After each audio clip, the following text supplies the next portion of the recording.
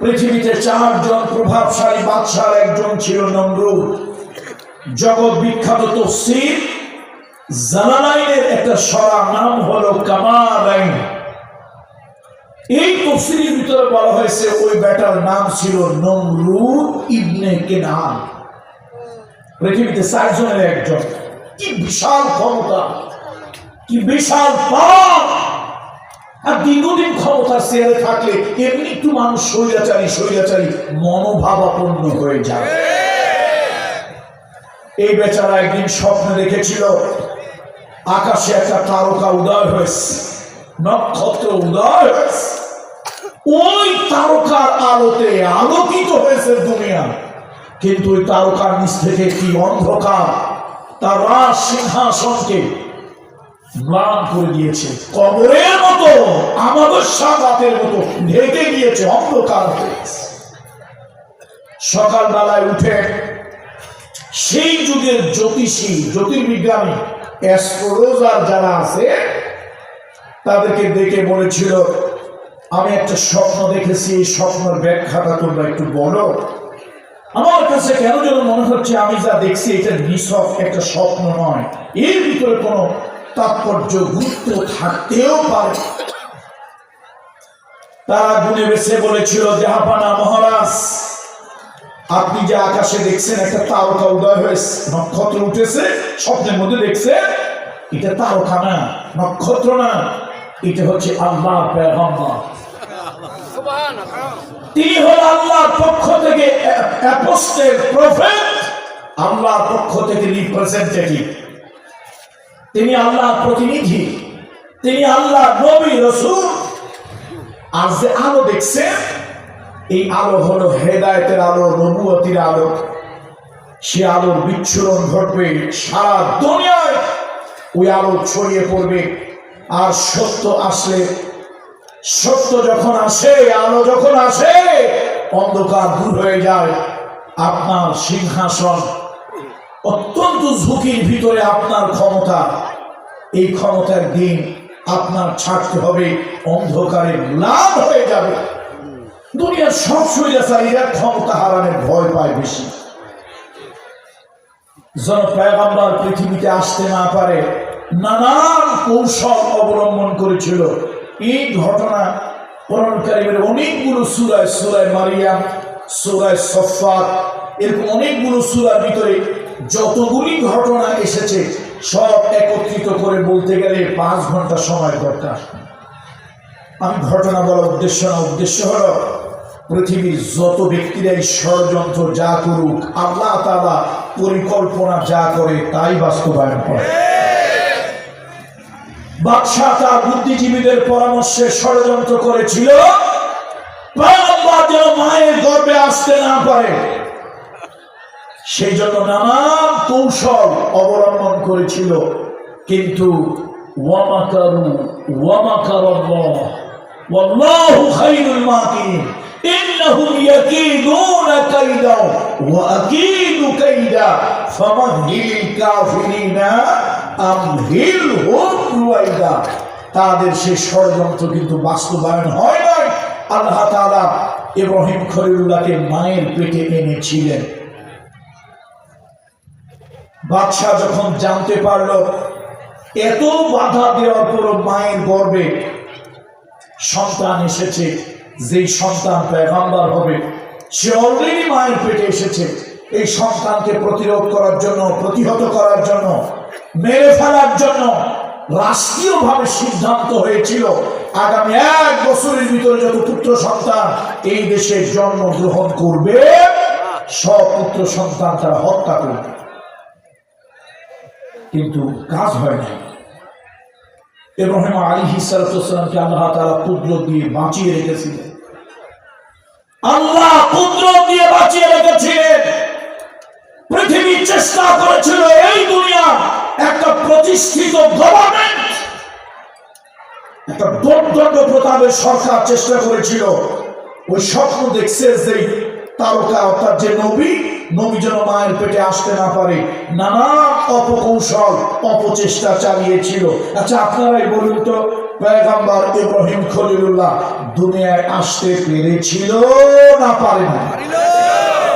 তাহলে বোঝা গেল সরকারের কোন চক্রান্ত ষড়যন্ত্র আল্লাহ পরিকল্পনার কাছে কাজ হয় না। তবে দুনিয়ায় কিছু মানুষ আছে, এই মানুষগুলি হলো ওই গিরগিটির মতো, কাকলাসের মতো এক ধরনের প্রাণী আছে, ওই টিকটিকি থেকে বড়, গুইসাবের থেকে ছোট। আমরা বলি কাকলাস আঞ্চলিক ভাষায়, যশোরের ভাষা কি তা আমি জানি না। হ্যাঁ, এই কাকলাস বা গিরগিটি যাই হোক, বুঝলেই হলো ইব্রাহিম খলিলুল্লাহকে যখন পুড়িয়ে মারার জন্য আগুন জ্বালানো হয়েছিল, সেই কাকলাস দিয়ে একটু ফু দিছিল। আচ্ছা আপনারা বলেন তো, 1 কোটি কাকলাসে ফু দিলে লাভ কি? একটু ফেলে বাতাস হতে হবে না। কয় কোটি মিলে, কথা কয় না, কয় কোটি মিলে? 1 কোটি মিলেও যদি ফু দেয় ফেলে বাতাসের মতো হবে না। টর্নেডো, সাইক্লোন, তুফান এর মতো তো দূরের কথা। কিন্তু দুর্ভাগ্য হলো কাকলাসটা বিপক্ষে গিয়েছিল পয়গম্বরের, পক্ষে গিয়েছিল ডিক্টেটর, স্বৈরাচারী, জালিম সরকারের। আবার আল্লাহর সৃষ্টির ভিতরে দুর্বল একটা প্রাণী, নাম হলো ব্যাঙ। সে চিন্তা করলো, হ্যাঁ আল্লাহ পয়গম্বরকে পুড়িয়ে মারা হবে। আরে আমি তো ক্ষুদ্র একটা প্রাণী, আমি আর কি করতে পারি? যাক, প্রচেষ্টা করতে তো দোষ নাই, গিয়ে একটু প্রস্রাব করে দিই। আচ্ছা আপনারা বলেন তো, 1 কোটি 5 কোটি ব্যাঙের প্রস্রাব কয় কেজি হবে? ও আধা কেজি, 1 কেজি, 2 কেজি হবে? ওতে কি হবে? তফসিরে জালালাইনের হাসিয়ার ভিতরে এসেছে, নমরুদ অগ্নিকুণ্ড জ্বালিয়েছিল ইব্রাহিম খলিলুল্লাহকে পুড়িয়ে মারার জন্য। সে আগুনের তীব্রতা এত বেড়ে গিয়েছিল, 3 মাইল উপর দিয়ে কোনো পাখি উড়ে গেলে সঙ্গে সঙ্গে গলে পড়ে যেত। লোকেরা ভৎসনা করতে লাগলো, একজন মানুষ পোড়ানোর জন্য এত আগুনের তো দরকার নাই। মিয়া তুমি কিসের সাঁতার খবরবেন? তোমার তো মাথায় গন্ডগোল, হেডে ফিসে গন্ডগোল। একটা মানুষ পোড়ানোর জন্য এত কিছু তো দরকার নাই। 1 কোটি ব্যাঙের প্রস্রাব কোনো কাজে আসবে না, কিন্তু তারপরও প্রচেষ্টা চালিয়েছিল। আমরাও দেখি দেশে যখন কোন জালিম সরকারের উৎপাত বাড়ে, তখন দেশ গ্রামে এরকম কিছু কাকলাসের মতো কিছু লোক পাওয়া যায়, যারা আগুনের ভিতরে ফু দিয়ে আলেমদের নির্যাতন করার জন্য, ইমামদেরকে সাদাই করার জন্য, তাফসীর মাহফিল বন্ধ করার জন্য এই কাকলাস আর গিরগিটিগুলি চেষ্টা করে ওদেরকে পিটায় পাওয়া উচিত।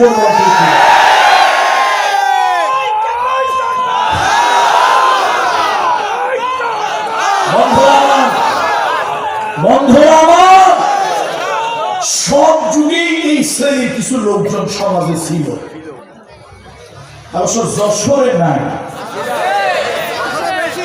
গাধা মক্কায়ও আছে। শোনো, আমি মাঝে মাঝে চিন্তা করি, আমি এগুলো চিন্তা করি, আল্লাহর একজন জবরদস্ত ওলি,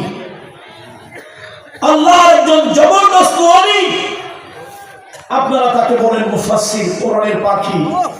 আমি তাকে শুধু কোরআনের পাখি বলি না, নিঃসন্দেহে তিনি খুব উঁচু পর্যায়ের একজন আল্লাহর বুজুর্গ ওলি ছিলেন। তিনি হচ্ছেন আল্লামা শহীদ দেলওয়ার হোসেন সাইদি সাহেব। ইত্তাকু ফিরাসাতাল মুমিন ফাইন্নাহু ইয়ানজিলু বিনূরিল্লাহ।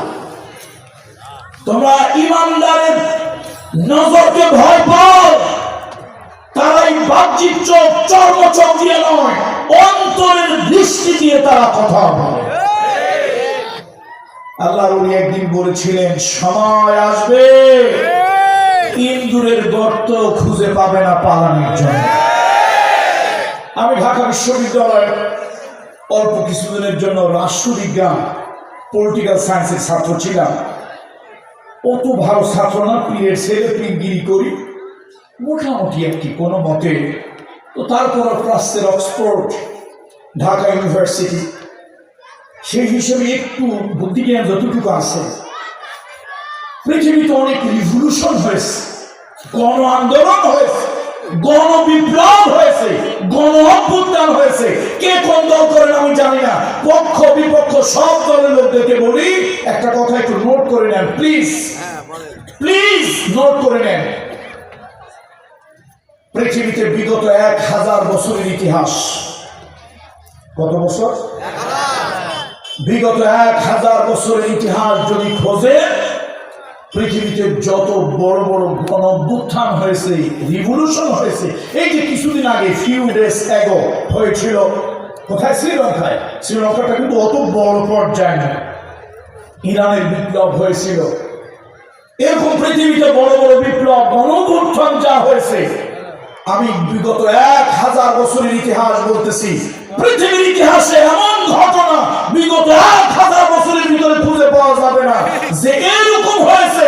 দেশের প্রধানমন্ত্রী, মন্ত্রী পরিষদ, 300 পার্লামেন্টারিয়ান একযোগে ইন্দুরের গর্ত দিয়া পিছনের দরজা দিয়ে পালিয়েছে, একটাকেও খুঁজে পাওয়া যায় না। কত বছরের ভিতরে? আমার কত ভুলও হতে পারে, যদি এটার বিপক্ষে কারো কিছু জানা থাকে বললে আমি সংশোধিত হয়ে যাই। পৃথিবীতে 1000 বছরের ভিতরে এরকম হয় না। রাস্তার পাশে একটা পুরাতন দুর্গন্ধযুক্ত একটা টয়লেট, পাবলিক টয়লেট, গণশৌচাগার থেকে শুরু করে সেক্রেটারিয়েট, পার্লামেন্ট, গণভবন, বঙ্গভবন, সব জায়গায় যার দলীয় লোক রিক্রুট করেছে। আল্লাহ কি কুদরত, আল্লাহ কি কুদরত! আরশের ফয়সালা যখন হয়েছে মাত্র 45 মিনিট টাইম পেয়েছে। ভবিষ্যতে কারা ক্ষমতা আসবেন জানি না। একজন পীরের আওলাদ হিসেবে তাদেরকে একটা নসিহা করতে চাই, প্লিজ অন্যভাবে নেবেন না, এটাকে আবার কোনো খারাপ ভাবে নিবেন না। যারা ক্ষমতায় ভবিষ্যতে আসবেন এইটার থেকে আপনারা শিক্ষা গ্রহণ করুন। যদি আপনারাও জনগণ থেকে বিচ্ছিন্ন হয়ে যান, জনগণের হৃদয়ের ভাষা যদি বুঝতে না পারেন, জনগণের চোখের ভাষা যদি বুঝতে না পারেন, জনগণের আকুতি মিনতি যদি বুঝতে না পারেন, জনগণের উপরে যদি স্বৈরতন্ত্র চালিয়ে দেন, নিজেদের দলের সামসা গোলাম লিডার ক্যাডারগুলি জনগণের উপরে যদি চাপিয়ে দেন, আল্লাহর কসম 45 মিনিট সময় পেয়েছে, আপনারা 15 মিনিট সময় পাবেন। সাবধান, আল্লাহর আরশের সাথে সম্পর্ক রাখতে হবে, জনগণের সাথেও সম্পৃক্ত হতে হবে। উশৃঙ্খলতা, চাঁদাবাজি, ডিক্টেটরশিপ এগুলি করা যাবে না ভাই, করা যাবে না। যা হোক, পৃথিবীর কোন ষড়যন্ত্রই আল্লাহর পরিকল্পনার কাছে টেকে নাই। কোরআন শরীফের 28 নম্বর সূরা, সূরাটার নাম হলো কাসাস। বলেন তো সূরাটার নাম কি? এই সূরার ভিতরে প্রথম দিকে এই 4, 5, 6, 7, 8 এই আয়াতগুলো পড়বেন। একটু কোন তাফসীর থেকে একটু বাংলা দেখে নেবেন। 28 নম্বর সূরা, 4, 5, 6, 7, 8 এই আয়াতগুলো একটু দেখে নিয়েন বাড়ি গিয়ে। পৃথিবীতে দণ্ড প্রতাপের এক বাদশাহ, নাম হলো ফেরাউন। প্রকৃত নাম ছিল রমেসিস। সে ফেরাউনকে তার পিরামিডের দেশে গিয়ে আমি দেখে এসেছি। ওই ফেরাউন এত বড় স্বৈরাচারী হয়েছিল, নিজের ক্ষমতা ধরে রাখার জন্য, ক্ষমতার চেয়ারকে পাকাপোক্ত করার জন্য। আমি বলছি আল্লাহর কসম, কোরআন শরীফ বলছে, সাক্ষ্য দিচ্ছে, ভিন্ন মতের প্রতিপক্ষে 25,000 পুরুষকে হত্যা করেছিল। জমা করেছে 25,000 পুরুষ সন্তান। কত হাজার? তাহলে পৃথিবীতে স্বৈরাচারী যারা হয়, গুণ খুন, ওরা ক্ষমতা ধরে রাখার জন্য ভিন্ন মতের মানুষকে গুণ করে, খুন করে, জবা করে, গায়েব করে, হত্যা করে। এটা হলো ফেরাউনি চরিত্র।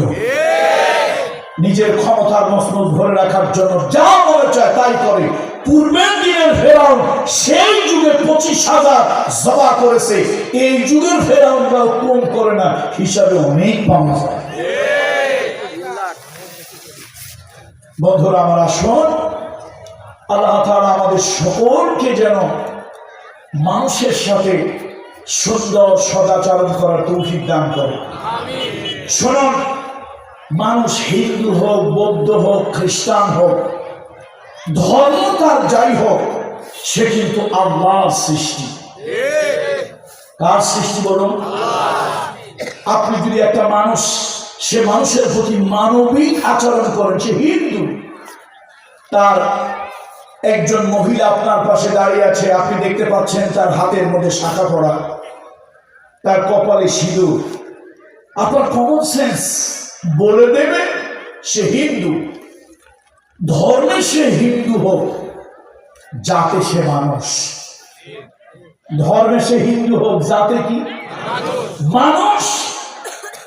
আল্লাহ তাআলা মানুষের অধিকার, মানুষের রাইটস, মানুষের অধিকারের ব্যাপারে যখন কথা এসেছে, আল্লাহ তাআলা ধর্ম, জাতি, বর্ণ, কালা, ফর্সা দেখেনি। মানুষের অধিকার আদায় করার জন্য আল্লাহ তাআলা বলেছেন, বিশ্বনবী, মানবতার বন্ধু, মানবতার শিক্ষক মুহাম্মদ রাসূলুল্লাহ মানুষের অধিকারের কথা বলেছেন। আসুন আমরা ভালো মানুষ হই। আমার কাছে অনেক সময় একজন দোয়ার জন্য আসে, হুজুর শুনছি আপনি পীরজাদা, পীর সাহেব, তো একটু দোয়া করেন। কেন যেন আমার জবান থেকে আল্লাহ বের করে দেয়, আল্লাহ একজন ভালো মানুষ বানাক। পৃথিবীতে মানুষ আছে, কিন্তু প্রকৃত মানুষ, মানবিক গুণ সম্পন্ন মানুষের বড় অভাব। এই জন্য আসুন আল্লাহ আমাদেরকে প্রকৃত গুণাবলী সম্পন্ন মানুষ হওয়ার তৌফিক দেয়। মানুষ আছে, দল থাকবে, মত থাকবে, পথ থাকবে, কিন্তু কোনো মানুষকে নির্মূল করে দেওয়া, উৎখাত করে দেওয়া, নিশ্চিহ্ন করে দেওয়া, এই পরিকল্পনাগুলি করাই হচ্ছে ফেরাউনের চরিত্র। এই পরিকল্পনাগুলি করার নাম কি? ফেরাউনের চরিত্র, নমরুদের চরিত্র। আমার পাশে একটা লোক দাঁড়িয়ে আছে, তার গলার মধ্যে পইটা লাগানো। আমি বুঝে ফেলেছি সে কোন ধর্মে, হিন্দু ধর্মে। ধর্মে সে হিন্দু হোক, সে একজন বয়স্ক মানুষ।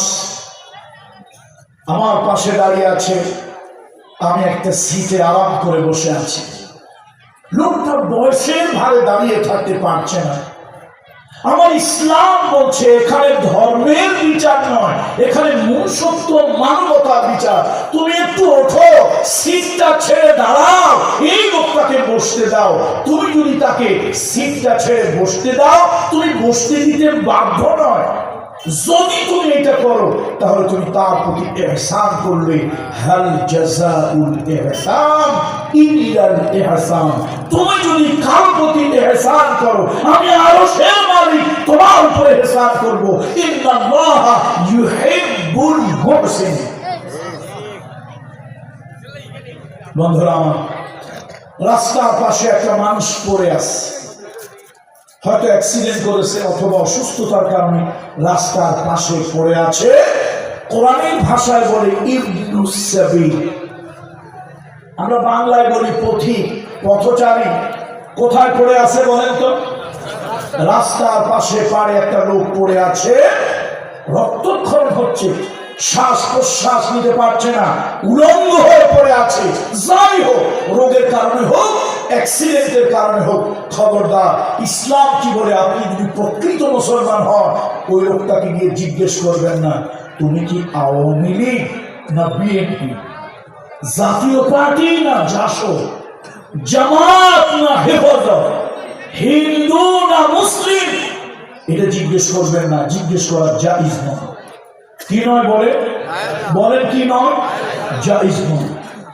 আপনি চোখে দেখতেছেন সে একটা মানুষ, এটাই তার বড় পরিচয়।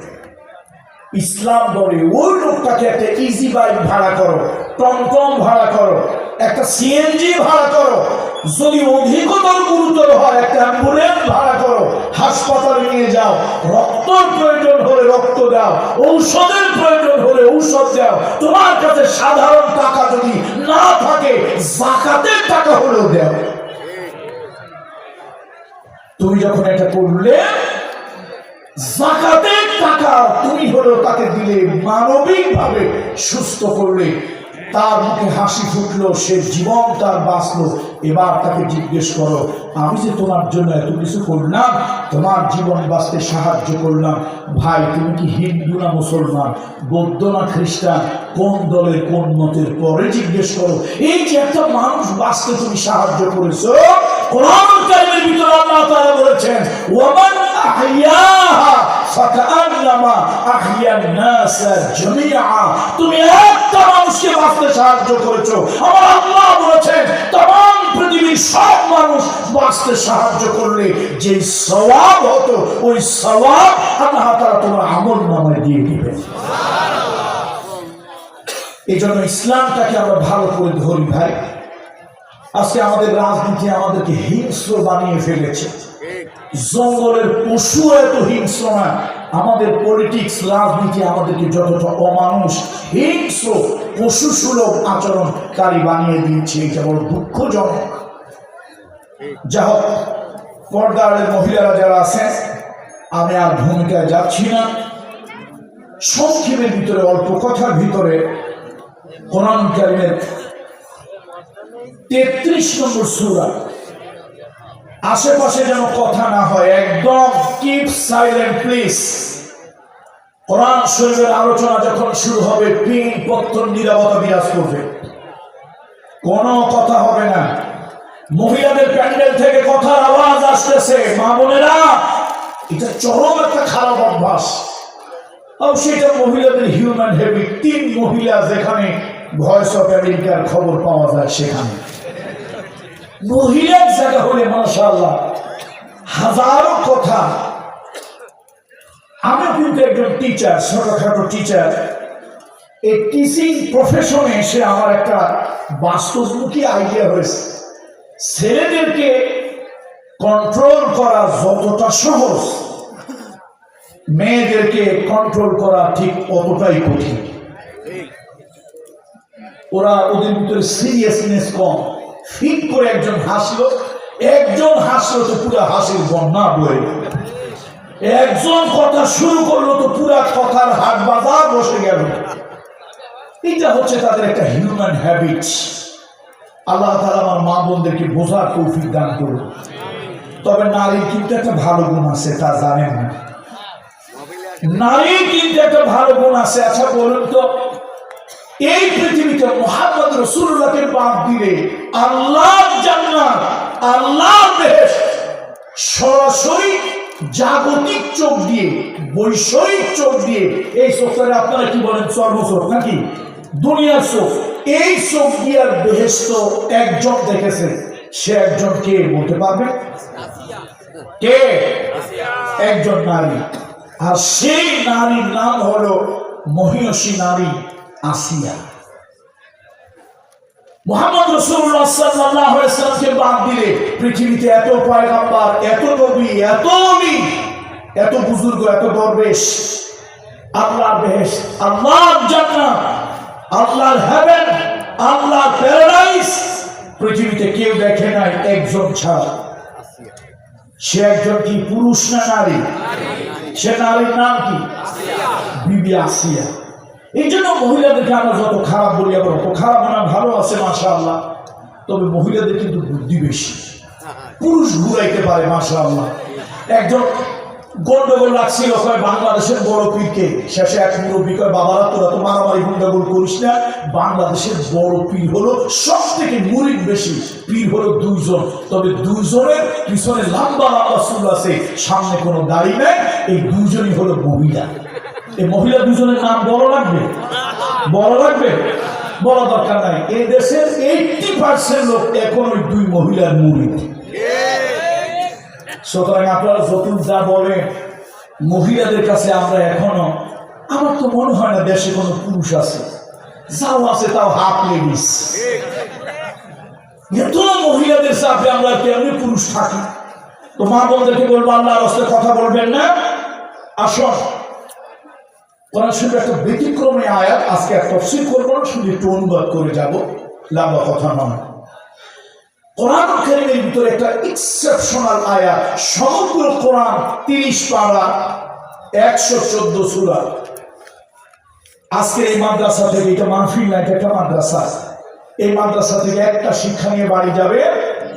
কোরআন কারীমের মধ্যে আজকে আমি যে আয়াতে কারিমাটা পড়েছি, সমগ্র কোরআনে এই আয়াতের মতো দ্বিতীয় আর একটা আয়াত নাই। সুবহানাল্লাহ। কোরআন শরীফের 114 সূরা, অসংখ্য আয়াত। আয়াত মানে বিরাম, যেখানে গেলে থামা যায়। কেউ বলেছেন 6666, কেউ তার বিরামকে, থামার জায়গাকে ছোট করেছেন, বেশি করেছেন। এই জন্য আয়াতের সংখ্যা কম বেশি হয়েছে, এটা নিয়ে মারামারি করার কিচ্ছু নেই। যেখানে গেলে একটা পূর্ণ অর্থবোধক, একটা অর্থ বুঝে আসে, ওই পর্যন্ত একটা আয়াত।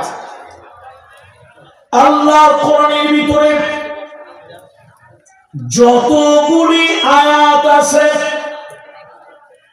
সব আয়াতের ভিতরে একটি ব্যতিক্রম ধর্মী আয়াত হলো 33 নম্বর সূরা। সূরার নাম হলো আহজাব। এই সূরার 35 নম্বর আয়াত। একদিন আল্লাহ নবী বসে আছেন, মুহাম্মদুর রাসূলুল্লাহ সাল্লাল্লাহু আলাইহি ওয়াসাল্লাম রাসূলুল্লাহ বসে আছেন। এমন সময় কিছু লোকেরা উম্মে সালামাকে ধরলো। আপনি যান রাসূলুল্লাহর কাছে জিজ্ঞেস করেন, মহিলাদের জন্য আল্লাহ তাআলা কি কিছু অবতীর্ণ করবে না? কোরআন শরীফের ভিতরে যা বলে যত আয়াত সব পুরুষের জন্য। আল্লাহ তাআলা নারীকে কি গুরুত্ব দেবে না? নারীর ব্যাপারে কি আল্লাহ তাআলা কথা বলবেন না? সত্যি তিনি রাসূলুল্লাহর কাছে এলেন, আল্লাহর নবীকে এসে বললেন, ইয়া রাসূলুল্লাহ, ইয়া রাসূলুল্লাহ, আপনি দয়া করে একটু জানিয়ে দেন, আল্লাহ তাআলা নারীর জন্য, নারীর ব্যাপারে কোনো কথা বলবে কিনা? বিশ্বনবী একটু চিন্তায় পড়ে গেলেন। এমন সময় দেখা গেল রাসূলুল্লাহর পাশে গুনগুন গুনগুন আওয়াজ হচ্ছে। একটা মৌমাছির ঝাঁক, মৌমাছির চাক যখন কোন জায়গা দিয়ে যায়, যেরকম আওয়াজ হয়, বিশ্বনবীর কাছে ওহী যখন আসতো ওই রকম আওয়াজ শোনা যেত। এবং হুজুর আকরাম সাল্লাল্লাহু আলাইহি ওয়াসাল্লাম চেহারা মোবারক লাল হয়ে যেত। আল্লাহ নবী যদি কোনো বাহনের উপরে থাকতেন, বাহনটা সহ্য করতে পারতো না, এত ওয়েট, এত ভারী আল্লাহ ওহী, আল্লাহর আসমানের জ্ঞান এত ভারী যে কোনো বাহনের উপরে রাসূলুল্লাহ যদি থাকতেন, এমত অবস্থায় ওহী যদি আসতো, বাহন সহ্য করতে পারতো না। সুবহানাল্লাহি ওয়া বিহামদিহি সুবহানাল্লাহিল আযীম। সাহাবীরা বুঝতে পারলো, নিশ্চয় এখন রাসূলুল্লাহর কাছে ওহী আসবে। হুজুরের চেহারা মোবারক কেমন হয়ে গেছে, হুজুরের দরদর করে ঘাম পড়তেছে। যখন ওহী আসতো, রাসূলুল্লাহ ঘেমে যেতেন, দাড়ি মোবারক দিয়ে, চুল মোবারক দিয়ে টপ টপ করে পানি পড়তো। আল্লাহু আকবার। রাসূলুল্লাহর এই অবস্থা দেখে সাহাবীরা একটু দূরে দূরে সরে গেলেন। কিছুক্ষণ পরে রাসূলুল্লাহ মুস্কি মুস্কি হাসছেন, তাবাসসুম হাসি দিচ্ছেন। সাহাবীরা বুঝলেন, আব্বাজান যারা ছিলেন তারা বুঝলেন, রাসূলুল্লাহর কাছে একটু আগে নিশ্চয় কোনো ওহী এসেছে। আল্লাহ নবী মুস্কি মুস্কি হাসতে হাসতে বললেন, ও মহিলারা, তোমাদের ব্যাপারেও আল্লাহ তাআলা কথা বলেছেন। কোরআন শরীফের ভিতরে এই আয়াতটা হলো ব্যতিক্রম ধর্মী আয়াত। দ্বিতীয় এমনটি আয়াত কোরআন শরীফের ভিতরে আর একটাও নাই। এই আয়াতের ভিতরে যতবার আল্লাহ তাআলা পুরুষকে উদ্দেশ্য করে কথা বলেছেন, ঠিক গুণে গুণে অতবার আল্লাহ তাআলা নারীর ব্যাপারে কথা বলেছেন। অর্থাৎ নারী যতবার, পুরুষ অতবার। একবারের জন্য না নারীকে বাদ দেওয়া হয়েছে, না পুরুষকে বাদ দেওয়া হয়েছে। তাহলে আমরা কিন্তু তাফসীর করতে পারবো না। তাফসীর অনেক বড় ব্যাপার, একটু ভাবার্থ অর্থাৎ অনুবাদ থেকে একটু বেশি। তাহলে দয়া করে যদি আপনারা বুঝে থাকেন আমার কথা বলুন তো, কোন সূরা থেকে আমি তেলাওয়াত করেছি? আহজাব। নাম্বারটা কত? ক্রম ধারাবাহিকতায় নাম্বার কত? 33। মাশাআল্লাহ। আল্লাহ আপনাদের উত্তম জাযাবে, আপনাদের স্মৃতি শক্তিকে আল্লাহ তাআলা কোরআন হাদিস বোঝার জন্য আরো বেশি আল্লাহ তাআলা শানিত করে দিন, বলি আল্লাহুম্মা আমিন। এই 33 নম্বর সূরার কত নম্বর আয়াতে কারিমা? 35। মাশাআল্লাহ। এবার আসো 10টা গুণের কথা আল্লাহ তাআলা বলেছেন। মামুনরা যারা আছেন খুব দিলের কান দিয়ে শুনতে হবে কথা। রাসূলুল্লাহ যখন মেরাজে যাচ্ছিলেন, মেরাজের রাতে আল্লাহ রাসূল সাল্লাল্লাহু আলাইহি ওয়াসাল্লামকে আল্লাহ তাআলা দুটি জায়গা আল্লাহ তাআলা দেখিয়েছেন। একটির নাম হলো ইল্লিন, আরেকটির নাম হলো সিজ্জিন। সিজ্জিন হচ্ছে এটা একটা রিলিজিয়াস টার্মিনোলজি। কথা কি আমার বুঝতে পারতেছেন আপনারা? সিজ্জিনের শব্দ যদি অর্থ বলে, ডিকশনারিক্যাল মিনিং, প্রত্যেক অভিধানের একটা শব্দের অর্থ থাকে। সিজ্জিন মানে হচ্ছে জেলখানা। বলেন তো সিজ্জিন মানে কি? কিন্তু এখানে জেলখানা নয়, এটা হচ্ছে একটা রিলিজিয়াস টার্মিনোলজি, একটা শরীয়তের পরিভাষা। অর্থাৎ সিজ্জিন দুনিয়ার ডিকশনারি অভিধানে জেলখানা বলা হলো, এখানে জেলখানা নয়। মানুষ মৃত্যুর পরে তার আত্মাটা দুই জায়গার যে কোনো এক জায়গায় যায়। আমি আবার রিপিট করছি, মানুষ মৃত্যুর পরে কিয়ামতে অনন্ত লোকে তার চূড়ান্ত বিচার ফয়সালা হওয়ার আগে, মৃত্যুর পরে চূড়ান্ত বিচার হওয়ার আগে মানুষের আত্মা, সোল, রূহ দুই জায়গার যে কোনো একটা জায়গায় যাবে। একটার নাম হলো ইল্লিন, আরেকটার নাম হলো কি বলুন তো? সিজ্জিন। এই তার আত্মাটা সিজ্জিনে যদি যায়, ওই রিলিজিয়াস টার্মিনোলজি, এই ধর্মীয় পরিভাষাটার অর্থ হলো যেখানে খারাপ মানুষগুলো আপাতত প্রাথমিক বিচারে যেখানে শাস্তি পায়, যেখানে তাকে শাস্তির কিছু নমুনা দেখানো হয়, চূড়ান্ত শাস্তি তো চূড়ান্ত বিচারের পর, after resurrection, day of the judgement, চূড়ান্ত বিচার তো পরে হবে। এটা হলো প্রাথমিক। দেখেন না, পুলিশে ধরে নিলে প্রথম চান্সে কিছু হাদিয়া তোফা উত্তম মাধ্যম দেয় নাকি দেয় না?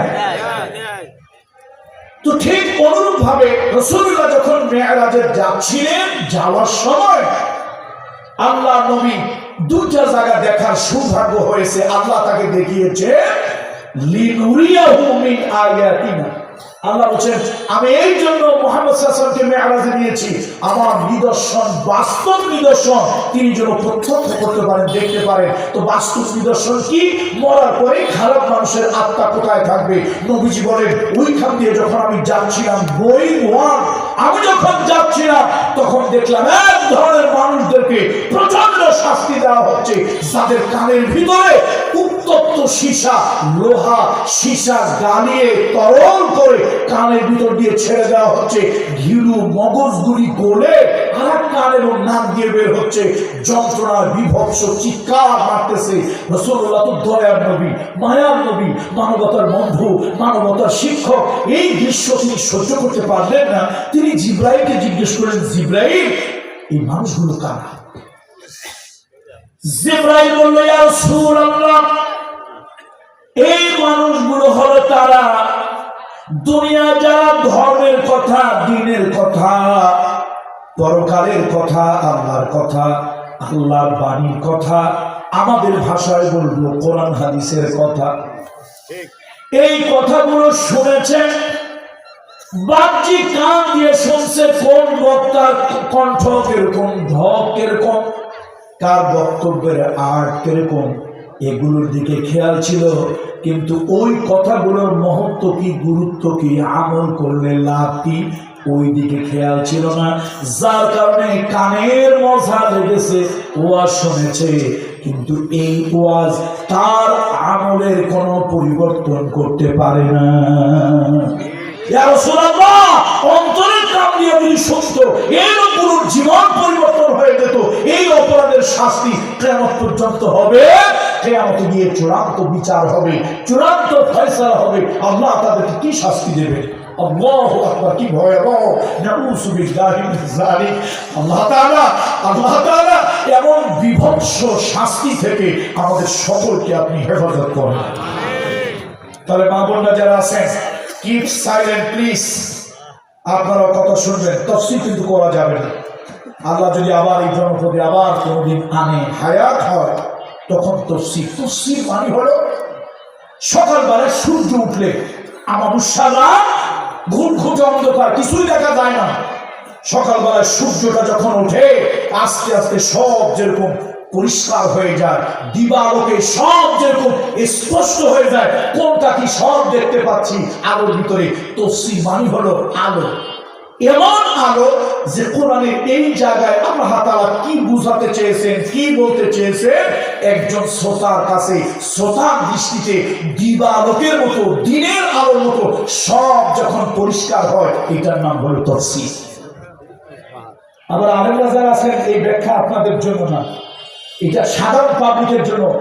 নুরুল আনোয়ার কিতাবের ভিতরে আল্লামা মোল্লা জিয়াউর রাহমাতুল্লাহ আলাইহি লিখেছেন, আল আওয়ামু কাল আনআম। সুতরাং সাধারণ পাবলিক যেভাবে বোঝে ওইভাবে বোঝানোটাই হলো সার্থকতা।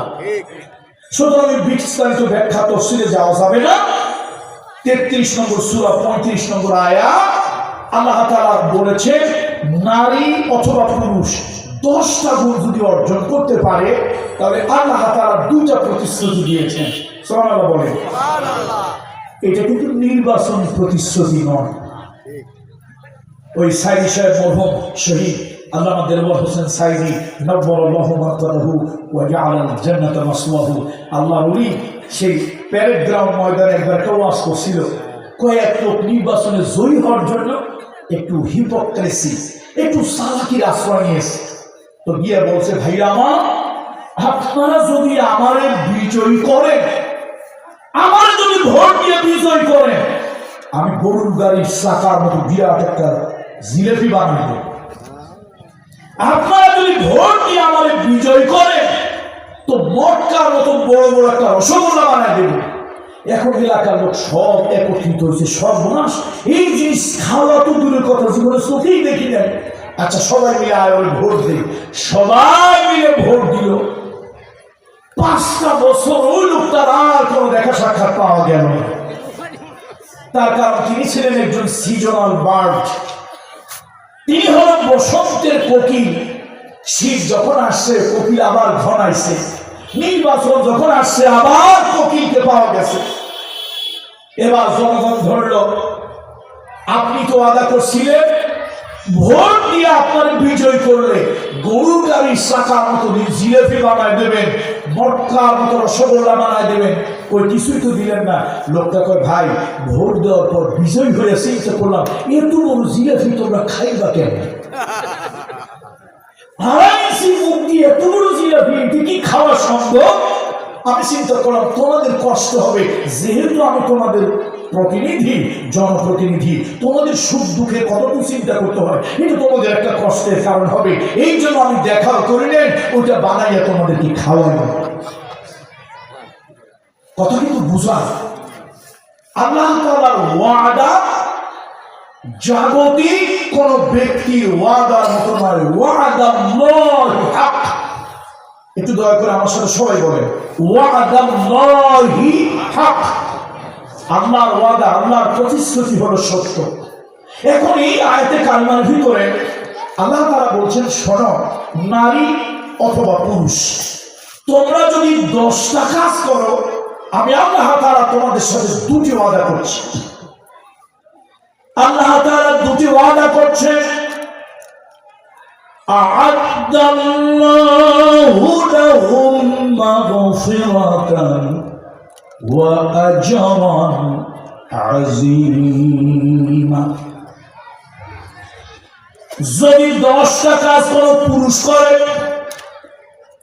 10টা গুণ যদি কোনো পুরুষ অর্জন করে, 10টা কাজ যদি কোনো নারী করে, 10টা গুণ যদি কোনো নারী অর্জন করে, আল্লাহ তাআলা বলেন আমি 2টা ওয়াদা করলাম, 2টা জিনিস দেব।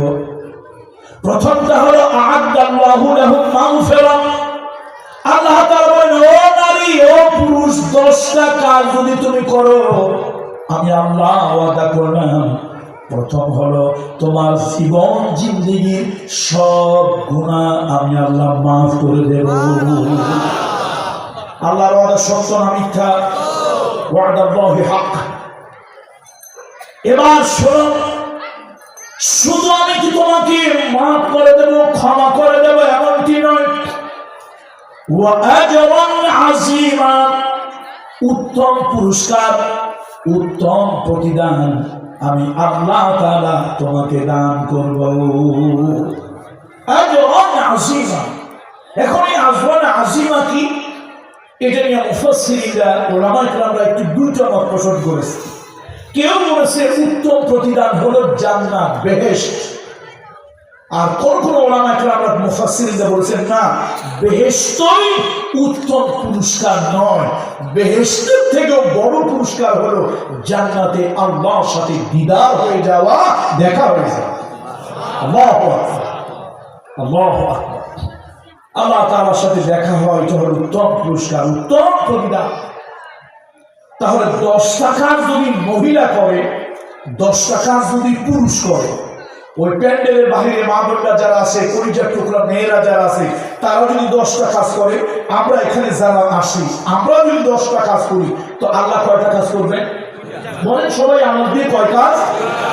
একটি হলো, প্রথম, আমাদের জীবন চলার বাকি কোনো ভুল ত্রুটি, গোনা খাতা, এটা যদি হয়ে যায়, তো আল্লাহ তাআলা আমাদেরকে কি করবেন? মাফ করে দেবেন, ক্ষমা করে দেবেন। আর এই ক্ষমা করে পরকালে আল্লাহ তাআলা বেহেশত দেবেন। তার থেকেও বড় কিছু, ওই বেহেশতের ভিতরে আল্লাহ তাআলা আমাদের সাথে দেখা করবেন। আল্লাহু আকবার, আল্লাহু আকবার।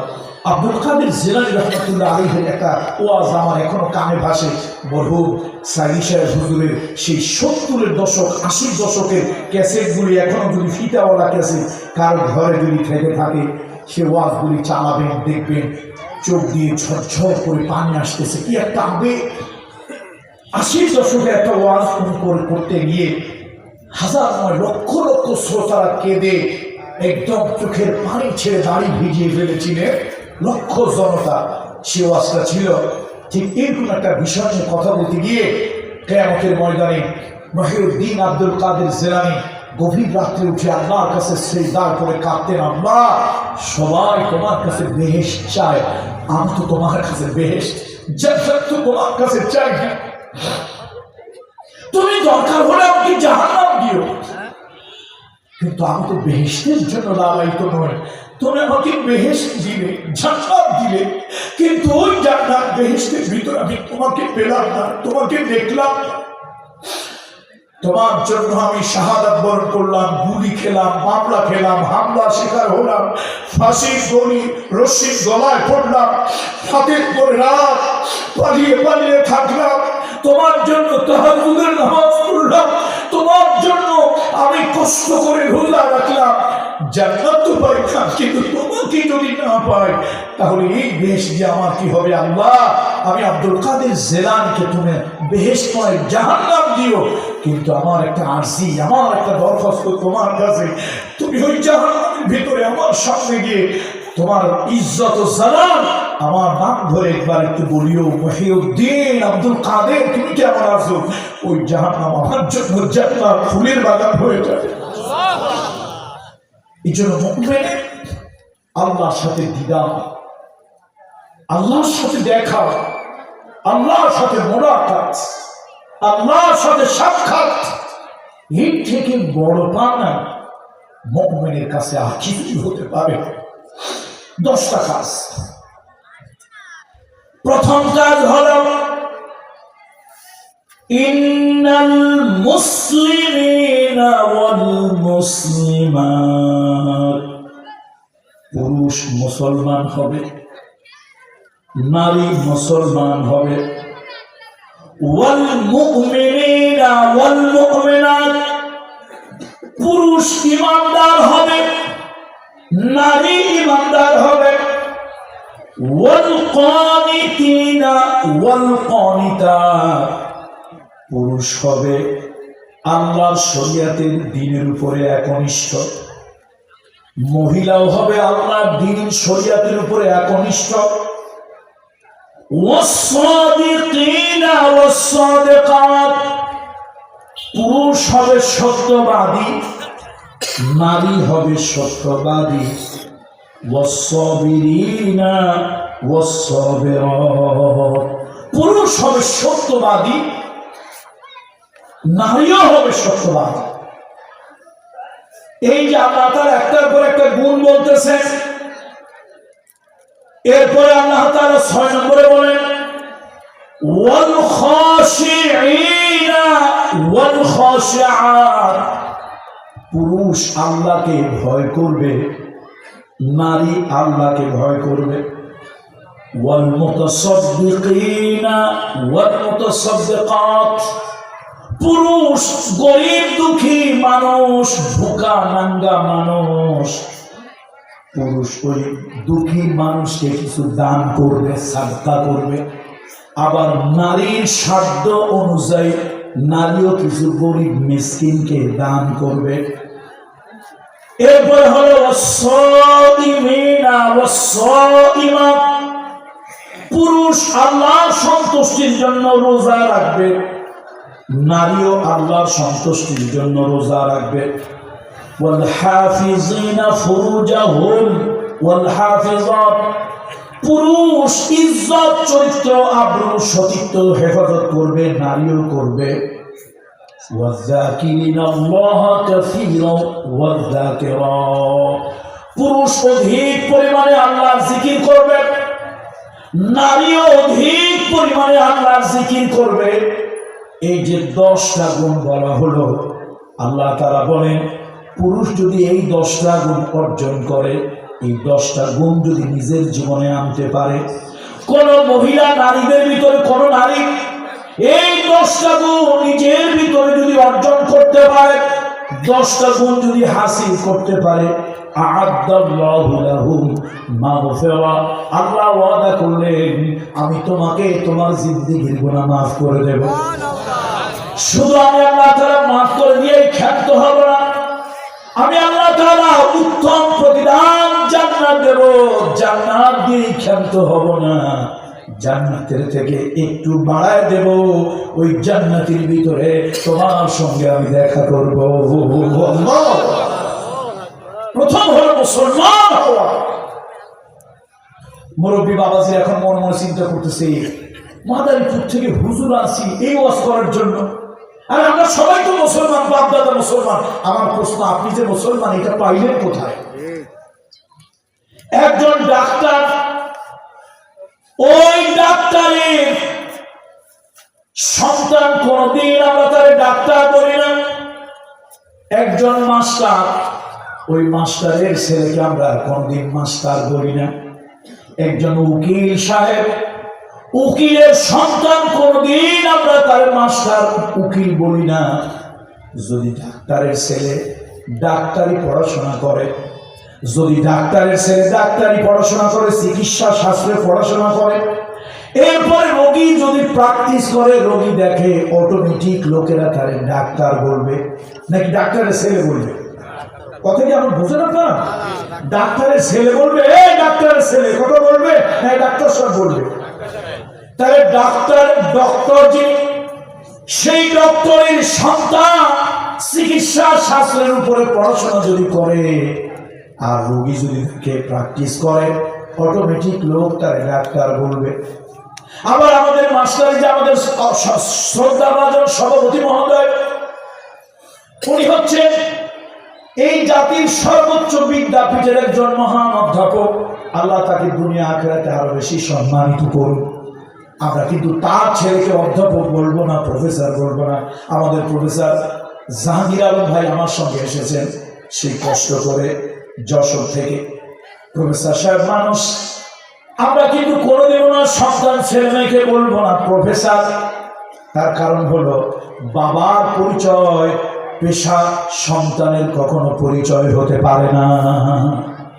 যদি সন্তান পড়াশোনা করে, বাবা অ্যাডভোকেট, বাবা ব্যারিস্টার, সন্তান আইনের উপর পড়েছে, আইনের প্র্যাকটিস করে, অটোমেটিক আমরা তাকে ব্যারিস্টার অথবা অ্যাডভোকেট উকিল বলবো। কথা ঠিক কিনা বলে? তাহলে আমার প্রশ্ন আপনাদের কাছে, আমার বাংলা ভাষা তো বোঝা যায় নাকি? মাশাআল্লাহ, পৃথিবীর ভালো বাংলা, ভালো উত্তম ভাষার মধ্যে যশোর, তারপরে কুষ্টিয়া। আমরা তো যে এলাকার বাংলা শুনি, সিলেট এবং কক্সবাজার, মাঝে মাঝে কেরামান কাতিবনে কলম তুলে থাকে, আল্লাহ লেখবো, এত কঠিন বাংলা। সেই তুলনায় তো মাশাআল্লাহ আপনাদের বাংলা বড়ই মিষ্টি, সুমিষ্ট ভাষা। মাইকেল মধুসূদন দত্তের লোক আপনারা। বন্ধুরা, আমার বলতেছিলাম, অ্যাডভোকেটের সন্তান যেরকম আইন শাস্ত্রে পড়াশোনা না করলে অ্যাডভোকেট ব্যারিস্টার হয় না, বলে না। এবার আপনাদের কাছে প্রশ্ন, মুসলমানের সন্তান, আপনি যে মুসলমান, এর কি দলিল প্রমাণ কোরআন হাদিসে আছে? একজন পয়গম্বর, উলুল আযম পয়গম্বর, উত্তম মর্যাদা পয়গম্বর নূহ আলাইহিস সালাম, তার সন্তানকে নাম আল্লাহ তাআলা জিজ্ঞেস করছেন, নূহ আপনি জাহাজে উঠতেছেন না কেন? তাড়াতাড়ি জাহাজে ওঠেন। কয়, আল্লাহ আমি তো অপেক্ষা করতেছি। কেন? আমার সন্তান, আমার সন্তান, ওরা তো খুঁজে পাচ্ছি না। সন্তান যে বল্টু মিয়া সল্টু মিয়ার সাথে ওই মার্কা মিছিল নিয়ে নামছে, এটা বাপের খবর নাই, এটা বাপের খবর নাই। বাপ হইল আল্লাহ, পয়গম্বর, ছেলে হলো আল্লাহ বিরোধী, পয়গম্বর বিরোধী, তাওহীদ বিরোধী, দ্বীনের বিরুদ্ধে যারা মিছিল যায়, দ্বীনের বিরুদ্ধে যারা সারা পরামর্শ করে, আল্লাহ জমিন থেকে আল্লাহ দ্বীন যারা মিটিয়ে দিতে চায়, এই কুলাঙ্গার সন্তান ওই তাদের সাথে গিয়ে ভোট পাচ্ছে। ডাইরেক্ট কোরআন শরীফের কথা, একটা কথা যদি আমার নিজের থেকে বানানো হয়, আমার জিহ্বাটা কেটে ফেলে দাও। আল্লাহ তাআলা জিজ্ঞেস করছেন, পয়গম্বর এত দেরি হচ্ছে কেন? জাহাজে কেন আহ্বান করছেন না? কয়, আল্লাহ আমার সন্তান, সে জাহাজে ওঠে না, তাকে জাহাজে নিয়ে উঠবো, তার কারণ যদি প্রলয় হয়, ডিস্ট্রয় হয়, ধ্বংস যজ্ঞে যদি পরিণত হয়ে যায়, আমার সন্তান তো হারিয়ে যাবে। আল্লাহ তাআলা স্পষ্ট জানিয়ে দিলেন, ইন্নাহু লাইসা মিন আহলিক, ইন্নাহু লাইসা মিন আহলিক, তোমার সন্তান তোমার আহাল পরিবারের অন্তর্ভুক্ত নয়। কে বলতেছে? কে বলতেছে? বলুন জোরে আওয়াজ দিয়ে বলুন, কে বলতেছে? আল্লাহ বলতেছে, নূহ পয়গম্বর, তোমার সন্তান তোমার আহারের অন্তর্ভুক্ত নয়। পয়গম্বর ঘুরে বেড়াচ্ছেন। আল্লাহ জিজ্ঞেস করেন, পয়গম্বর আপনি ঘুরে বেড়াচ্ছেন কেন? পরে আল্লাহ আমার বউ, কারে খুঁজে পাওয়া যাচ্ছে না? কথা কয় না লোকেরা। কে? বউর প্রতি মায়া লাগে না? আর বউর প্রতি যদি মায়া না লাগে, তো আপনি কিসের সাতার পুরুষ? পৃথিবীর আদি সম্পর্ক হলো স্বামী আর স্ত্রী, বাবা মা আদি সম্পর্ক নয়, ভাই বোন আদি সম্পর্ক নয়। আল্লাহ সৃষ্টির প্রথম সম্পর্ক হলো স্বামী আর স্ত্রী। এই জন্য কনজুগাল লাইফের সম্পর্ক পৃথিবীর সব থেকে প্রাচীন এবং প্রথম সম্পর্ক। স্বামীর জন্য স্ত্রীর দরদ লাগবে, স্ত্রীর জন্য স্বামীর দরদ লাগবে, এটাই আল্লাহ তাআলার সৃষ্টির একটা বিধান। তো আল্লাহর সৃষ্টি নিজাম, আল্লাহর সৃষ্টির সুন্নত। এখন নবী তার বউর জন্য মায়া লাগবে না? লাগবে না? অবশ্যই লাগবে। বউরে খুঁজতেছে, কিন্তু বউ যে ওয়ালেগা, তিনি যে আবার মাশাআল্লাহ টোটো কোম্পানির ম্যানেজারদের সাথে যোগ দিয়েছে, নবী তো তা জানে না। তাড়াতাড়ি ওঠেন, as soon as possible, তাড়াতাড়ি আপনি জাহাজের ভিতরে ওঠেন। এই মহিলার জন্য যদি অপেক্ষা করেন, পয়গম্বর বলতে বাধ্য হচ্ছি, আপনিও কিন্তু আল্লাহর গজবের ভিতরে পড়ে যাবেন। এবং সেই মহিলার উপর গজব আসলো। কোরআন কারীমের 66 নম্বর সূরা আত-তাহরীম, ওয়াকিলা দুখুলান নার মা'আদ দাখিলিন, ওয়াকিলা দুখুলান নার মা'আদ দাখিলিন। আল্লাহ ফেরেশতারা মহিলার উপরে অভিশাপ দিল, গজব দিল। আর এই অভিশপ্ত নারী নবীর সাথে এক বিছানায় শুলে, নবীর খাবার খাইলে, এক ঘরের ভিতরে রাত্রি যাপন করলে, কিন্তু নবীর আদর্শ মানতে পারলো না। আজকে আল্লাহ লানত, আল্লাহ লানত, আল্লাহ গজব, জাহান্নামে চলে যাও। নূহ আলাইহিস সালামের স্ত্রী জাহান্নামে হলেন, ডাইরেক্ট কোরআন। তাহলে নবীর সন্তান জাহান্নামী, নবীর স্ত্রী জাহান্নামী। পক্ষান্তরে দুনিয়ার অভিশপ্ত লানতপ্রাপ্ত ফেরাউন, ফেরাউনের স্ত্রী আসিয়া, রব্বি ইবনি লি ইনদাকা বাইতান ফিল জান্নাহ ওয়ানাজ্জিনি মিন ফিরআউনা ওয়া আমালিহি ওয়ানাজ্জিনি মিনাল কওমিজ যালিমিন। তিনি আল্লাহর কাছে বলতেছে, আল্লাহ এই সবাই তো বেহেশত চায়, তো আমার বেহেশতের জন্য ওইরকম আমার কোনো লোভ নাই, আমার একটু লোভ হইল এমন একটা জায়গায় তুমি আমার একটু থাকতে দিও যেন তোমারে আমি দেখতে পাই। আল্লাহ আমার একটু দিল চাই, আমি তোমার প্রতিবেশী হতে চাই।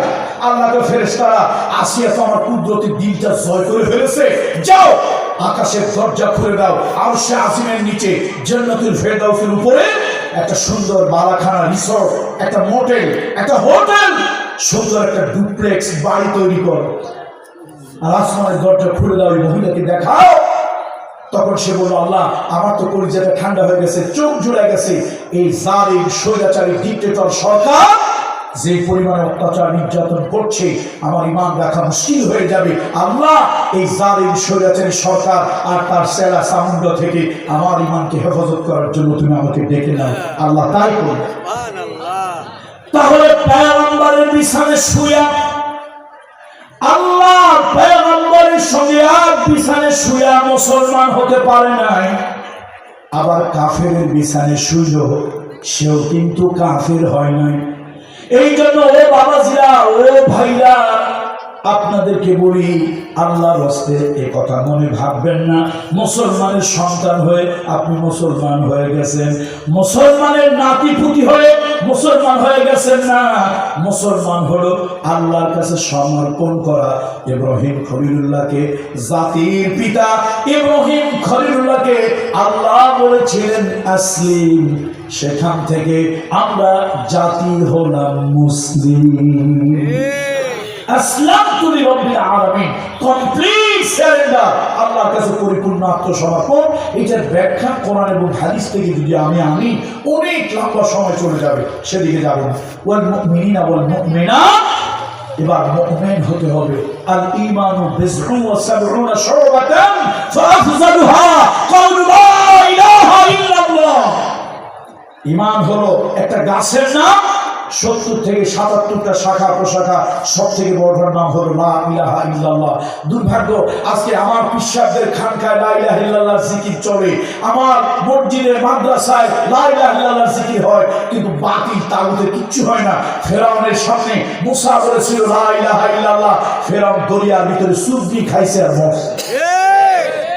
নমরুদের সামনে ইব্রাহিম খলিলুল্লাহ লা ইলাহা ইল্লাল্লাহ বলেছিল, ওই লা ইলাহা ইল্লাল্লাহ পাওয়ার সহ্য করতে না পারে নমরুদ জুতা পেটা হয়ে দুনিয়া থেকে বিদায় হয়েছে। সেই ঈমানের তেজ কোথায় গেল? সেই মুসলমান গেল কই? এই জন্য আসুন, ঈমান বিরাট একটা লম্বা বিষয়, ঈমানের উপরে পড়াশোনা করা দরকার। আমরা ওযু ভঙ্গের কারণ অনেকেই পড়াশোনা করেছি, ওযু ভাঙার কারণ 7টি, এরকম পড়িলে ছোটবেলায় সুর দিয়ে দিয়ে পড়িলে। ওযু ভাঙার কারণ জানি, নামাজ ভঙ্গের কারণ জানি।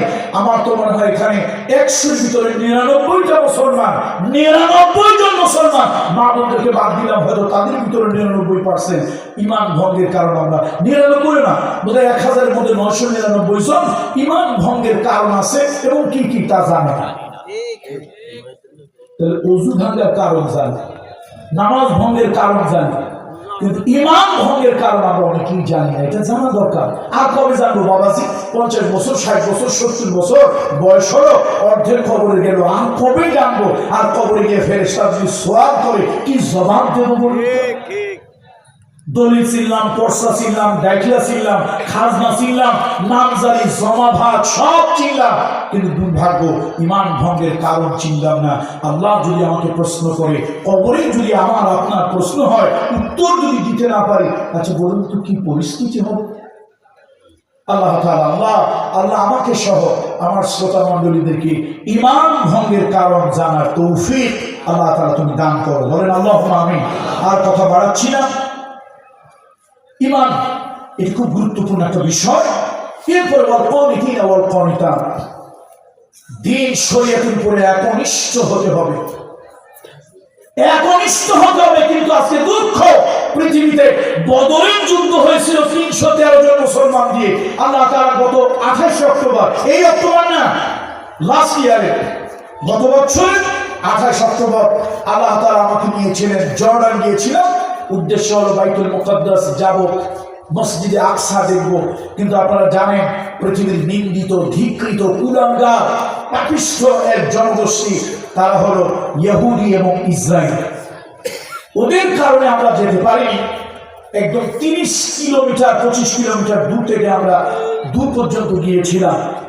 সেই জর্ডানে ক্যাপিটাল সিটি আম্মান, সেখান থেকে অ্যাপ্রক্সিমেট একটা আইডিয়া 125 কিলোমিটার দূরে আমি একটা জায়গায় গিয়েছিলাম। বিশ্বাস করেন আমার আবেগ আমি ধরে রাখতে পারি না।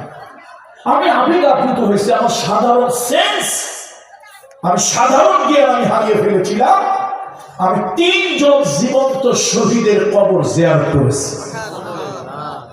1 লক্ষ রোমকদের ভিতরে, রোমকদের বিরুদ্ধে যুদ্ধ হয়েছিল মোতা নামক একটা প্রান্তরে। কোন জায়গায়? সেখানে আমি প্রথম গেলাম, প্রথম জিয়ারত করলাম হচ্ছে যায়েদ বিন হারিসা রাদিয়াল্লাহু তাআলা, একই নবীজির পালক পুত্র সাহাবী, আবার দিনের জন্য শহীদ হয়েছে। আল্লাহ, মনে হচ্ছে কবরের ঢাকনাটা একটু উঠাই, নিশ্চয়ের ভিতরে জিন্দা মানুষ শুয়ে আছে। কি আবেগ সালাম দিয়েছি আমি, আমার আবেগ, অনুভূতি, ইমোশনের কথা প্রকাশ করতে পারবো না। পাশে জিয়ারত করলাম জাফর বিন আবি তালিব, আলী রাদিয়াল্লাহু তাআলার ভাই, আবু তালেবের সন্তান। আল্লাহ যাকে নির্মম ভাবে শহীদ করে দেওয়া হয়েছিল, মোতা প্রান্তরে রোমকরা করেছিল। রাসূলুল্লাহ সাল্লাল্লাহু আলাইহি ওয়াসাল্লাম, দেখেন আমাদের দেশে কিছু লোক আছে কথায় কথায় লাইভ করে, ভাই এখন লাইভ করতেছি আমি শরীফউদ্দি, এরকম বলে না কিছু। ওই একটা বাটপার সংসদ সদস্য ছিল সিলেটের, ওদিকে নাম বললাম না। এই বাটপারটা তো কিছু হইলে লাইভ করতো, আপনারা জানেন সে ফেরেশতা, কিন্তু ইবলিস শয়তানের খালাতো ভাই। আল্লামা সাইদি সাহেবের ফাঁসির ব্যাপারে সে যে ষড়যন্ত্র করেছে, এই কুলাঙ্গারকে আল্লাহর কিয়ামতের আগ পর্যন্ত ক্ষমা করা যায় না। আল্লাহ মাঝে মাঝে কঠিন হয়। ইন্না বাদশা রাব্বিকা লাশাদীদ, ইন্না বাদশা রাব্বিকা লাশাদীদ। হে মুসলমান, পৃথিবীতে প্রথম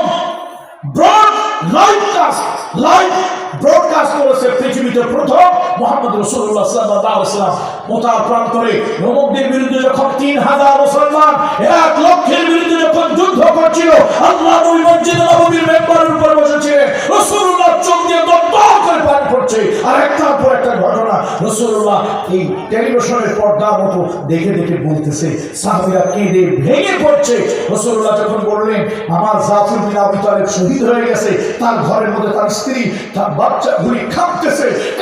রাসূলুল্লাহ বললেন, যাও তাড়াতাড়ি যাও, ওই মহিলাদের কান্নার আওয়াজ কমাতে বলো, আমি সহ্য করতে পারতেছি না, কান্নার আওয়াজ নিচু করতে বলো। রাসূলুল্লাহ মেম্বারের উপর দাঁড়িয়ে বলছেন, এই যে আমার জাফরের হাত কাটলো, এই যে আর একটা হাত কাটলো, এই যে আমার জাফর ঘোড়া থেকে পড়ে গেল, এই যে গর্দানের উপর কোপ দেওয়া হলো, আমার জাফর কাটা এই কল্লাটার ভিতরে কালেমার পতাকা কান্নায় ধরে উঁচু করে রাখতেছে। নবীজি ভাবে বলতেছে, আর সাহাবীরা কেঁদে কেঁদে মদিনায় যারা চিৎকার হয়ে যাচ্ছে। মুসলমান কখনো সংখ্যার বলিয়ান হয়, ইমানের বলিয়ান হয়েছে। তো এটা হলো ইমানের দায়িত্ব। অনেক মুসলমান আছে নামে মুসলমান কিন্তু মুনাফিক। এই জন্য আমি সহজে 3 নম্বরটা সহজে বলে যাই, ইমানদারের 2 হাত, মুনাফিকের 3 হাত। আচ্ছা বলেন তো ইমানদারের হাত কয়টা? মুনাফিকের হাত কয়টা? 3টা। ইমানদারের 2 হাত, একটার নাম ডান হাত আর একটার নাম বাম হাত, আর সব কথার মাঝখানে ঢুকায় দেয় একটা হাত, ওইটার নাম অজুহাত। বিনা দলিলে বুঝবেন লোকটা মুনাফিক। অজুহাতের কোনো শেষ নাই। মসজিদ কমিটি ইমাম সাহেব কড়া ভাষণ দিয়েছে, এত কড়া ভাষণ আপনারা কে দিতে বলেছে? নাম খন্ড অজুহাত। আর মসজিদ কমিটি ইমাম সাহেব কোরআন হাদিসের উপরে কথা বলবে, এটা যদি বরদাস্ত করতে না পারো, তোর মতো ডাকাত, তোর মতো বদমাশ, তোর মতো ব্যাংক ডাকাতকে কে মসজিদ কমিটিতে এনেছে? আমার দেশের রাজনৈতিক প্রভাব, সামাজিক প্রভাব দিয়ে মসজিদগুলোকে প্রভাবিত করা হয়। দুর্ভাগ্য জাতির জন্য মাহফিল কমিটি, দেশে ক্যাসিনো হয় বাধা নাই, দেশে প্রস্টিটিউশন আছে বাধা নাই, দেশে মদ হয় বাধা নাই, যত মাথা ব্যথা তফসির মাহফিলের নাম শুনলে গ্রামে কিছু সামসা কাকলাস আছে, ওই যে ইব্রাহিমের অগ্নিকুণ্ডগুলো তো ফু দিয়েছিল, এরকম দেশ গ্রামে এরকম কিছু নেতা কিছু সামসা আছে, এই সামসাগুলোর কাছে সার সার করতে করতে মুখের ফেলা তুলে ফেলা লাগছে। এখন সামসাগুলি কোন, কোথায় গিয়েছিস? একটা তফসির মাহফিল বাংলাদেশে শান্তিতে করতে পারি না। এই জন্য মাঝে মাঝে আমাদেরও দোষ আছে, আমরা বেশি সুবিশাল হয়ে গেছি। এত সুবিশাল হওয়া এটা ইসলামের কাজ না। মাঝে মাঝে একটা কিতাব দিতে হবে, কিতাবটার নাম হলো কিতাবুল ফিদা। কিতাবটার নাম কি? এই কিতাব দিলে কিছু লোক শান্তি হয়।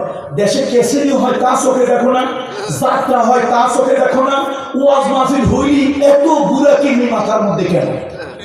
মাথার মধ্যে এত বুড়া কিমি কেন? কোন দিকে খেয়াল নাই, যত খেয়াল তফসির মাহফিল নাম শুনলে এই কুরআনদার গুলোর মাথা নষ্ট হয়ে যায়। শান্তিতে তফসির মাহফিল করতে দেয় নাই বিগত 15 বছর। কত নেতা হাতা খাতা ছাতা নাম দেওয়া আছে। আজকে যশোরবাসীকে বলে যায়, কি থানা এটা, জিগরগাছার লোকদেরকে বলে যায়, শোনো পলিটিক্স যারা করে তাদেরকে আমরা রিসপেক্ট করি, সম্মান করি। রাসূলুল্লাহ সাল্লাল্লাহু আলাইহি ওয়াসাল্লাম অমুসলিম ও সম্মানী মানুষকেও কখনো অসম্মান করেনি। এই কোরআন শরীফের ভিতরে যত বড় খারাপ হোক, সম্মানী মানুষকে আল্লাহ কখনো সম্মান করেনি। দেখেন আরবিতে আল এবং আহাল দুটো একই শব্দ, আল এবং আহাল একই শব্দ। ফেরাউন হলো নিকৃষ্ট একটা মানুষ, কিন্তু তার জাগতিক একটা সম্মান ছিল। আল্লাহ তাআলা কোরআন শরীফের ভিতরে একবারও আহলে ফেরাউন বলেনি, আলে ফেরাউন বলেছে। শব্দিক যে মাধুর্য রুচি, আল্লাহ তাআলা তার চরম শত্রুর ক্ষেত্রেও অমার্জিত রুচিহীন কোন শব্দ আল্লাহ নিজে ব্যবহার করেন নাই। তাহলে কি বুঝলেন? কি বুঝলেন আপনি? আল্লাহ নিজে যেখানে অরুচিকর অমার্জিত কোন শব্দ ব্যবহার করেন নাই, চরম শত্রুর ক্ষেত্রেও আমাদেরও উচিত চরম শত্রুর ক্ষেত্রেও মার্জিত ভাষা ব্যবহার করা, নাকি বলেন? দুর্ভাগ্য ভাই, কষ্টে কথাগুলি বলি, এত কিছু দুনিয়ায় হয়, তা নিয়ে বাধা নেই। ওয়াজ মাহফিল উঠলি নানান ফর্দ, এই বিষয়ে কথা বলবেন না, ওই বিষয়ে বলবেন, এইটা করবেন না, রাজনৈতিক লোকদেরকে সম্মান করবেন। মাহফিলগুলোর স্টাইল পরিবর্তন হতে হবে। ওয়াজ মাহফিলে প্রথম নাম থাকবে আলেমদের। প্রথম নাম থাকবে কাদের? আলেমদের নাম থাকবে। আর মাহফিলের সভাপতি অবশ্যই সম্মানিত লোকদেরকে বানাবেন, গুন্ডা পান্ডা সন্ডাগুলোরে বানাবেন। যেমন আজকের মাহফিলের সভাপতি জাতির একজন কর্ণধার শিক্ষক। আমার আব্বা একজন পিশাব ছিলেন, লক্ষ লক্ষ মুরিদ ছিল, হাজার হাজার আলেম মুরিদ ছিল। আমার অন্তত 4 থেকে 5 জন শিক্ষক ছিল হিন্দু ছোটবেলায়। দেখেন, আমি একটা রিলিজিয়াস কনসার্ট ফ্যামিলি। আমার আব্বা আমার ছোটবেলায় একটা শিক্ষা দিয়েছে, নৈতিক শিক্ষা। বলেছে, বাবা, শিক্ষকের কোনো জাত ধর্ম নাই। শিক্ষক কাপালি হোক, মুসি হোক, ঋষি হোক, হিন্দু হোক, চন্ডাল হোক, বাঙ্গাল হোক, মুসলমান হোক, শিক্ষক শ্রদ্ধা সম্মান। বলেন, শিক্ষক কি? সম্মানের, শ্রদ্ধা। ওয়াজ মাহফিলগুলোতে এরকম শিক্ষক, ওলামা, ইমাম, এরা হবে সভাপতি। আপনারা যত বাটপার টাউটা টানিয়ে না ওগুলোরে বানান সভাপতি।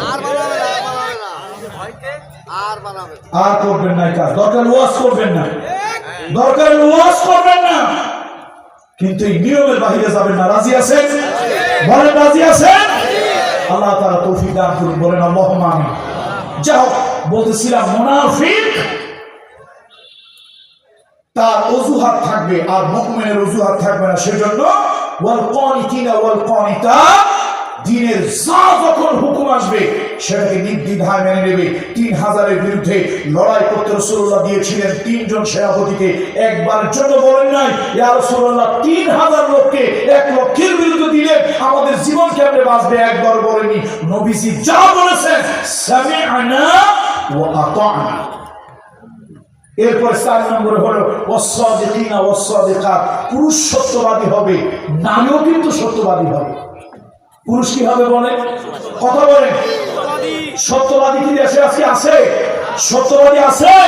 আমি নোয়াখালী গেছিলাম, ছাত্র জীবনের কথা অনার্সে তখন পড়াশোনা করি ঢাকা বিশ্ববিদ্যালয়, বিশ্বের ছাত্র জীবনে বিভিন্ন লোকেরা দাওয়াত দেয়। তো আমি গেছি নোয়াখালীর একটা উপজেলা, এটার নাম হলো কোম্পানিগঞ্জ। এই কোম্পানিগঞ্জ উপজেলা মাহফিল করতে গেছি। তো এক লোকের নাম হলো মিসা কাকু। কাকু বোঝেন তো? চাচা। লোকটার নাম কি? আর কথা কয় না, লোকটার নাম কি? তো আমি তো অবাক হয়ে গেলাম, মানুষের নাম এটা হয় কেমনি? তো এখন জিজ্ঞেস করি পোলাপানকে, ভাই ব্যাপারটা কি? হুজুর আপনি এই সাবজেক্ট বুঝবেন না। আমি বলি ভাই আমি ছাত্র অত ভালো না, তারপর তো ক্লাসের অক্সফোর্ড ঢাকা বিশ্ববিদ্যালয়ের ছাত্র, কয়টা বিশ্ববিদ্যালয়ের ছাত্র না হুজুর। ওই চাচায় কথা যদি কয় 100, মিথ্যা কয় 150। কথা যদি কয় 100 তো মিথ্যা কয় 100। এই জন্য পোলাপান তার নাম দিছে মিসা কাকু। এরকম কিছু লোকজন সমাজে বোধহয় যশোরে নাই, মিথ্যা বলে। শোনেন, একটা দেশের নাম হলো উগান্ডা। ওই উগান্ডার একজন প্রধানমন্ত্রী, সেই প্রধানমন্ত্রী বললেন দেশের দাউ দাউ করে আগুন লাগছে, আমি তখন হেলিকপ্টার থেকে পানি দিয়া আগুন নিবাইছি। আচ্ছা বলুন তো এটা কি কাঁচা মিথ্যা, ডাহা মিথ্যা না সত্য মিথ্যা? কোন মিথ্যা বলবেন? আমাদের অঞ্চলে ঠাড়া পড়া মিথ্যা। যশোরে একটু কিছু আঞ্চলিক ভাষা আছে না, একটু মাঝে মাঝে যদি একটা শিখাই দেবেন। কিছু মিথ্যা আছে, মানে মিথ্যা তো মিথ্যা, চরম পর্যায়ের মিথ্যা। এটা আমাদের অঞ্চলে মাদারীপুর, ফরিদপুর, গোপালগঞ্জের কিছু অঞ্চল দিয়ে এই মিথ্যাটারে আমরা কই ঠাড়া পড়া মিথ্যা, ডাহা মিথ্যা। কি ডাহা মিথ্যা?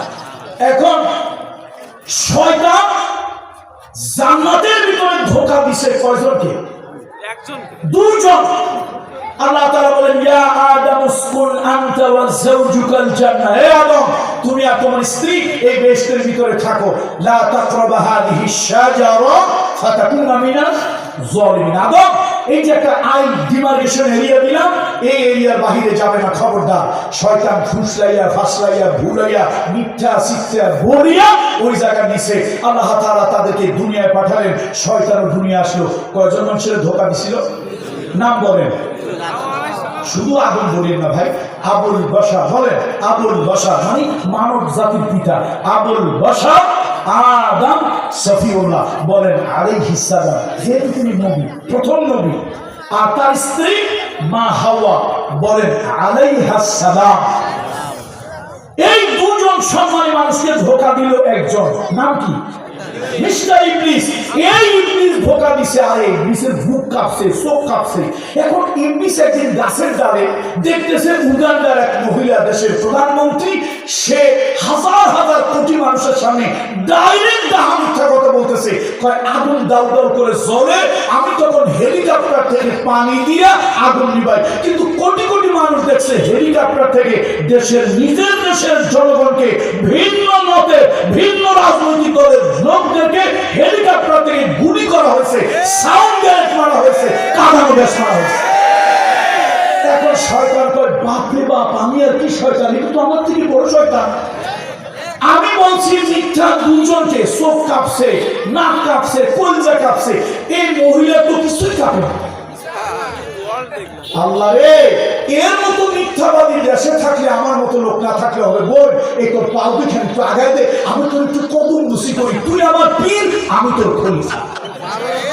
তোর মতো লোক যে দেশে থাকবে মিথ্যা, আমি শয়তান কই, আমি শয়তান মিথ্যা কথা কই। কিন্তু এরকম আজগায় মিথ্যা, ঠাড়া পড়া মিথ্যা, ডাহা মিথ্যা, কাঁচা মিথ্যা, টাটকা মিথ্যা, আমি শয়তান করতে গেলে 3 বার ঠোঁট কাঁপতো।